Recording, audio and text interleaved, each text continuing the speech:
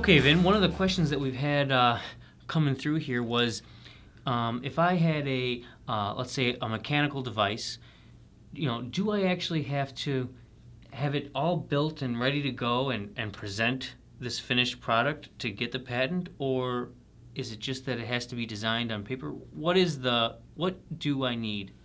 Well, the actual rule, Nate, is that you have to describe it in the patent such that somebody skilled in the art can make and use it. They call that enable it to make it work. I use the common example of a table.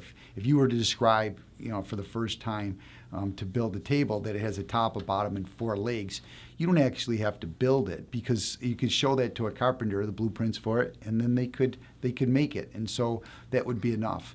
The bottom line is ideas themselves aren't patentable. So if my idea was I'm sick of eating on the rocks and I want to get up off the floor, I want to figure out some way to get us off the floor and eat something on a table, something like a table, but without actually coming up with that idea, then it wouldn't be patentable. And I get people asking me all the time, I have this great idea.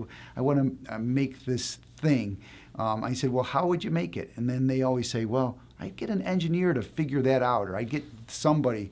They would have to figure that out. And I always ask them, who is they? Who is this they? You basically have to describe it to a point where somebody skilled in the art can make and use it. Okay. Well, Yeah. that seems to make sense. And let's say I have a rudimentary drawing of, let's say it's an air conditioner where, if the humidity gets too high, it just kicks on, or I don't know, something like that. But I don't have all the actual stuff to make that work. But if I design something and I have it drawn out to where it's pretty close, how can the attorney help me figure that out? Well, we have professional draftsmen. We could basically draft anything out. So if you had rudimentary drawings that kind of showed what it was, we can make it look very professional to submit it.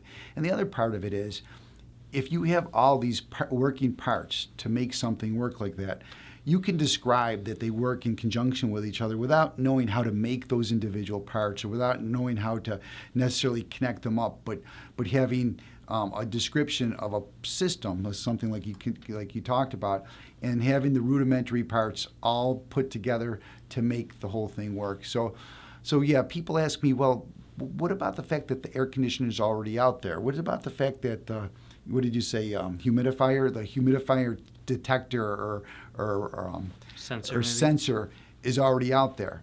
And I always say it's kind of like the keys on the piano.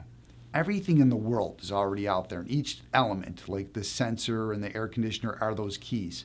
And everybody gets to use the same amount of keys on the piano, whether you're Beethoven or you're a little kid playing chopsticks.